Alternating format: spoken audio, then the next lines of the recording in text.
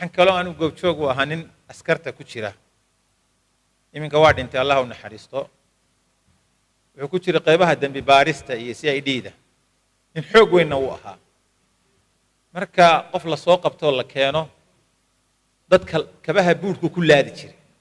meel alla meeshii uu doono kaga dhufan jiray laadka rag iyo dumarba waa laadaya markaasuu dadka aad u laadi jiray habeenkii dambuu seexday qolo gaari ka degtay oo sadcaal dheerna soo gasho aad u daalan ayaa goor galaba laga rogay gaarigii markaasaa loo tegayo waa lala hadlay war dadkan iska sii daayo baadna waa ka qaadaa dadka waana laaya dadkiibuu marka laad nin odaya buu si xun u laaday markaasuu dhirbaaxana ugu daray odaygii baa dhacay markaasuu odaygii mantagay habeenkii ku laba ahaa buu seexday lugta midig faryarada iyo farta ku xigta dhexdooda fin yar baa ka soo baxay finkii odaygii baa marka wuxuu yidhi iska daaya ilaahay waxaan ka baryayaa lugtaa uu igu laaday ilaahay inaanu mar dambe dib ugu tallaabsan baan ka baryayaa ninkii waxaa dhacday fin yar baa ka soo baxay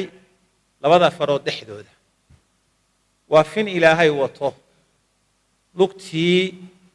baa waxay la ekaatay wuxuuna ilaahay xaalkeeda ogyahay jiif iyo joogba waa ka tegey lugtii waxaa la jaray dhudhunka xagga canqowga ka sarreysaa laga jaray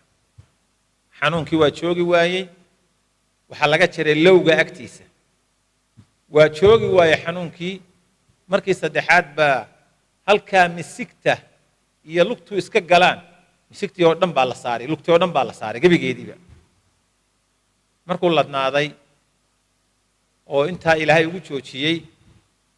ayuu dee bire iyo waxbuu qaadan jiray oo wuxuu bilaabay inuu birihiina qofka uu afgaran waaye la dhaco cishadii dambe labadii keliyoodna fadhiisteen isagoo dhakhtar loo wadaa naftu ka baxday dulmiga oo caaqibadiisu